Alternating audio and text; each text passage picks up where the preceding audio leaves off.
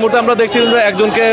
এখানে কিছু লোকজন ধরেছে এবং আটক করেছে এবং তাকে হচ্ছে উদ্ধার তাকে নিয়ে স্লোগান দিচ্ছে এবং থেকে আওয়ামী লীগ কর্মী হিসাবে তাকে এখানে উপস্থিত করেছেন এবং তাকে আটক করেছেন এবং এখানে এনসিপি নেতৃবৃন্দরা এবং তিনি তাকে এখানে এই মুহূর্তে তাদেরকে আটক করেছে এবং সেই জায়গা থেকে এনসিপি নেতৃবৃন্দ তাদেরকে ঘিরে ধরেছেন এবং মিডিয়া কর্মী যারা রয়েছেন এবং একই সঙ্গে আইন শৃঙ্খলা বাহিনীর সদস্যরা তারাও কিন্তু এখানে উপস্থিত রয়েছেন এবং একজনকে এই মুহূর্তে আটক রেখেছেন এবং তাকে আটক করে এখানে নিয়ে আসা হয়েছে এবং আমরা আপনাদেরকে সরাসরি যুক্ত রেখেছি এবং এই মুহূর্তে দেখানোর চেষ্টা করছিলাম বাংলা মোটরের সামনের সার্বিক পরিস্থিতি এবং একজন আওয়ামী লীগ কর্মীকে কিন্তু এখানে মিছিলের চেষ্টা করছিল এবং তারা বলছিলেন যে সে নাকি ককটেল বিস্ফোরণের ক্ষেত্রে জড়িত আছেন এবং এই জন্য তাকে এখানে আটক দেখানো হয়েছে এবং তাকে ধরা হয়েছে এবং এই মুহূর্তে আমরা দেখছিলাম তাকে একজন পুলিশ নিয়ে যাচ্ছে এবং দর্শক আমরা আপনাদেরকে সরাসরি যুক্ত রেখেছি এবং দেখানোর চেষ্টা করছিলাম এখানকার সার্বিক পরিস্থিতি এবং সেখান থেকে আপনারা দেখছিলেন যে একই সাথে কিন্তু বিভিন্ন ধরনের নেতা কর্মীরা এনসিপি নেতৃবৃন্দ তারা কিন্তু এখানে উপস্থিত হয়েছেন এবং তিনি মিছিলের চেষ্টা করছিলেন এবং আমরা এখানকার সার্বিক পরিস্থিতি দেখানোর চেষ্টা করছিলাম এবং এখানে পুলিশের সাথে এবং তাকে আটক দেখানো হয়েছে এবং একজনকে আটক করেছে এবং তিনি আওয়ামী লীগ সন্দেহে এবং তাকে আটক করেছে এবং সেখানে এনসিপি নেতৃবৃন্দরা তাকে আটক করেছেন এবং পুলিশের সাথে সোপর্দ করা হয়েছে এবং পুলিশ তাকে নিয়ে যাওয়ার চেষ্টা করছেন তবে এনসিপি নেতৃবৃন্দ যারা রয়েছেন তারা কিন্তু স্লোগান দিচ্ছিলেন এবং একই সঙ্গে এই ছেলেটিকে হচ্ছে আটক দিয়েছেন এবং আমরা দেখছিলাম বেশ কয়েকজন সিনিয়র নেতৃবৃন্দ রয়েছেন এবং তারাও কিন্তু এখানে উপস্থিত রয়েছেন এবং এনসিপি নেতৃবৃন্দরা রয়েছেন এখানে তাকে স্লোগান দিচ্ছিলেন এবং আমরা আপনাদেরকে যেমনটি দেখছিলেন যে এখানকার সার্বিক পরিস্থিতি এবং একই সঙ্গে এখানকার সার্বিক বিষয়গুলো আমরা আপনাদেরকে জানানোর চেষ্টা করছিলাম এবং সেখানে কিছুক্ষণ আগেও কিন্তু 3টি ককটেল ছোড়া হয় এবং সেখান থেকে 2টি ককটেল কিন্তু বিস্ফোরিত হয় এবং একটি ককটেল এখনো অবিস্ফোরিত অবস্থা রয়েছে এবং পুলিশের স্পেশাল টিম যারা বোম ডিসপোজাল ইউনিট তারা কিন্তু এখানে উপস্থিত হয়েছেন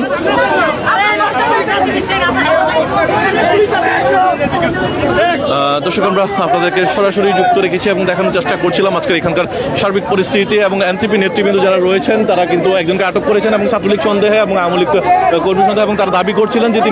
তিনি এই ককটেল ছোড়ার সঙ্গে জড়িত রয়েছেন এবং তাকে আটক করে নিয়ে আসছে এবং পুলিশের হাতে সোপর্দ করেছে এবং পুলিশের নেতৃবৃন্দ যারা রয়েছেন তারা পুলিশ কিন্তু তাকে আটক করে নিয়ে যাওয়ার চেষ্টা করছিলেন এবং তবে এখানে তাদের সঙ্গে একটি কথা হচ্ছে এবং আমরা দেখছিলাম এখানে একজন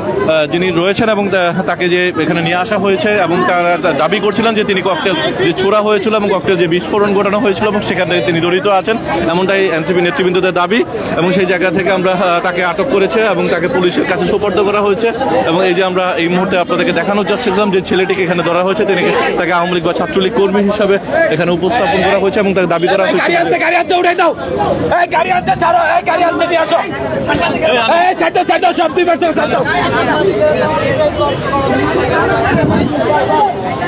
দর্শক আমরা দেখছিলাম যে তাকে নিয়ে যাওয়া হচ্ছে এবং এই মুহূর্তে তার সঙ্গে যারা রয়েছেন এবং এনসিপি নেতৃবৃন্দ তাকে আটক করেছেন এবং তারাই কিন্তু তাকে আবার পুলিশের হাতে সোপর্দ করছেন এবং এই মুহূর্তে আমরা দেখছিলাম যে এখানে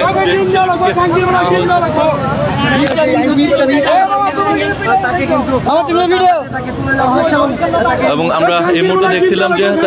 তাকে কিন্তু তুলে দেওয়া হয়েছে একটি পুলিশের সিএনজিতে এবং এখানে তাকে হচ্ছে মারার ব্যাপারেও অনেক হচ্ছে এবং এই মুহূর্তে আমরা দেখছিলাম যে তাকে সিএনজির ভিতর থেকে সিএনজি করে নিয়ে যাওয়া হচ্ছে এবং এই মুহূর্তে তাকে পুলিশের হেফাজতে দেওয়া হয়েছে এবং পুলিশ হেফাজতে থেকে তাকে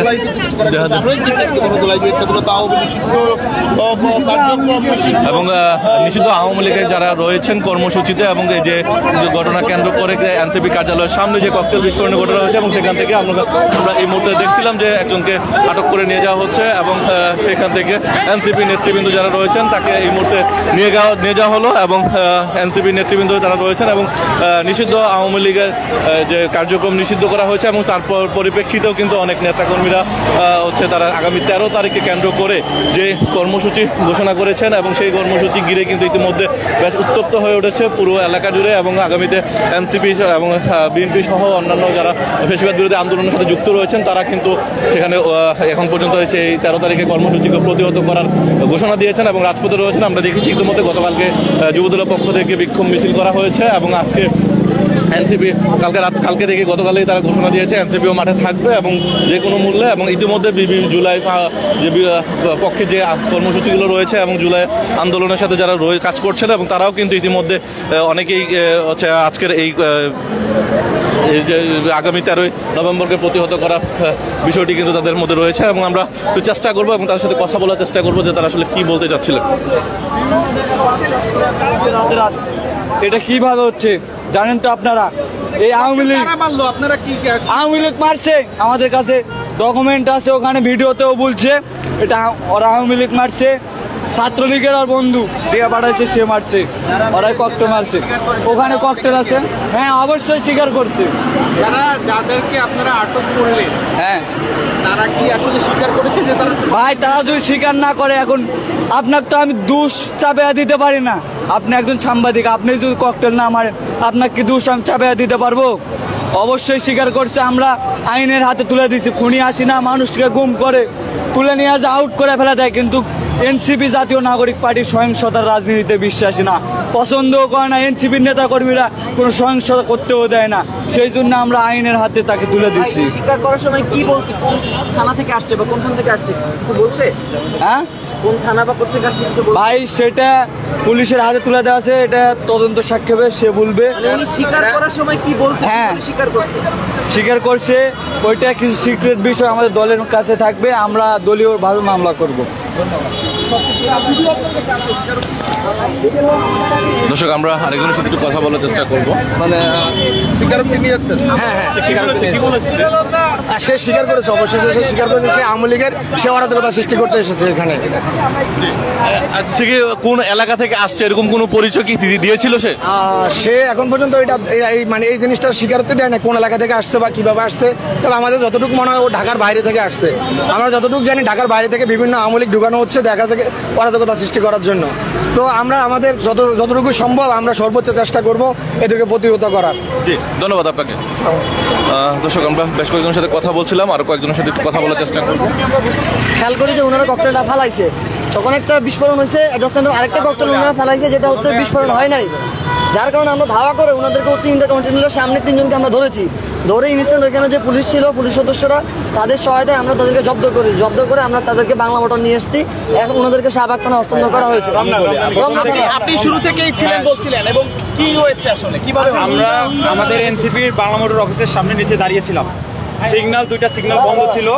এমন টাইমে হঠাৎ একটা ককটেল বিস্ফোরিত হয়,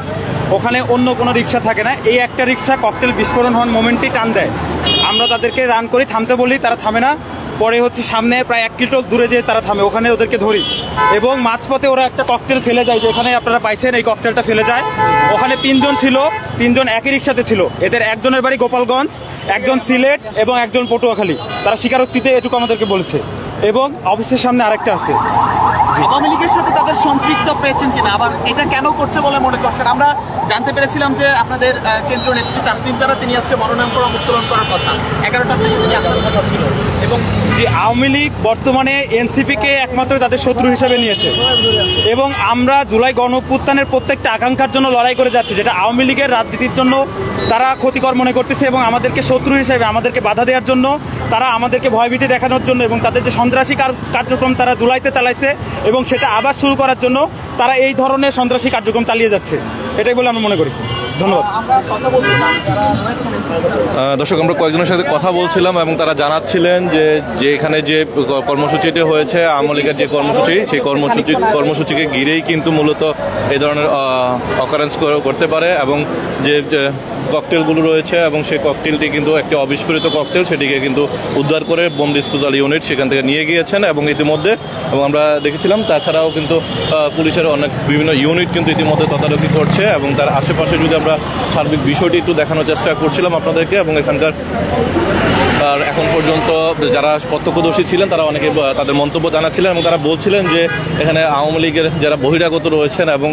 তারা দেশকে অস্থিতিশীল করার জন্য এবং নিষিদ্ধ কার্যক্রম নিষিদ্ধ থাকা অবস্থায়ও তারা এই ধরনের যে কর্মসূচি, সেই কর্মসূচি ঘিরে হচ্ছে তারা নাশকতার পরিকল্পনা করছে, এবং সেই নাশকতার পরিকল্পনাকে প্রতিহত করতে এবং এনসিপি সহ ফ্যাসিবাদ বিরোধী আন্দোলনে যারা জড়িত ছিলেন এবং জুলাই আন্দোলনের সাথে পক্ষে যারা ছিলেন তারা সকলেই কিন্তু ইতিমধ্যে সেটি প্রতিহত করবেন এমনটাই তাদের ঘোষণা রয়েছে। এবং